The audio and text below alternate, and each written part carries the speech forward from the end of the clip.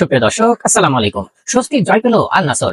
আল নাসর বনাম আল খালিস ম্যাচে শুরুটা খুব একটা সুখকর ছিল না ক্রিস্টিয়ানো রোনালদোর জন্য। বেশ কয়েকবার গোলের কাছাকাছি গিয়েও ব্যর্থ হন তিনি, এমনকি একটি পেনাল্টিও পোস্টে লেগে ফেরত আসে তার। তবে ভাগ্য এবার তার পক্ষে ছিল, কারণ সেই মিসের কোনো শাস্তি পেতে হয়নি দলকে।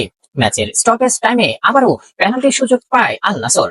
এবার আর ভুল করেননি রোনালদো, ঠান্ডা মাথায় গোলরক্ষককে ভুল পথে পাঠিয়ে বল পাঠান জালে।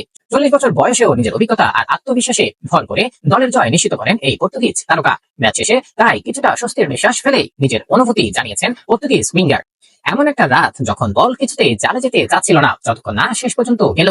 স্টোপেনো ফিউরির দল এশিয়ান চ্যাম্পিয়ন্স লিগে এলিট প্রতিযোগিতা খেলার যোগ্যতা অর্জনের জন্য মরিয়া, কারণ লিগ শিরোপা তারা হারিয়েছে আল ইত্তিহাদের কাছে। ম্যাচের শুরুতে জন দুরান গোল করে স্বাগতিকদের এগিয়ে দেন। রোনালদোর শেষ মুহূর্তের গোলে ম্যাচের ব্যবধান হয় 2-0। সৌদি প্রো লিগের শেষ ম্যাচে আল নাসরের প্রতিপক্ষ আল ফাতে। জয় ছাড়া কোনো বিকল্প নেই পিউরির দলের সামনে। তবে চ্যাম্পিয়ন্স লিগে জায়গা পেতে শুধু নিজেদের ম্যাচ জিতলেই হবে না, আল কাসদিয়াহকেও পয়েন্ট হারাতে হবে আল হিলালের বিপক্ষে। সুপ্রিয় দর্শক, এই ধরনের মজা মজা খেলা সংবাদ পেতে আমাদের সঙ্গে থাকুন। ধন্যবাদ। আসসালামু আলাইকুম।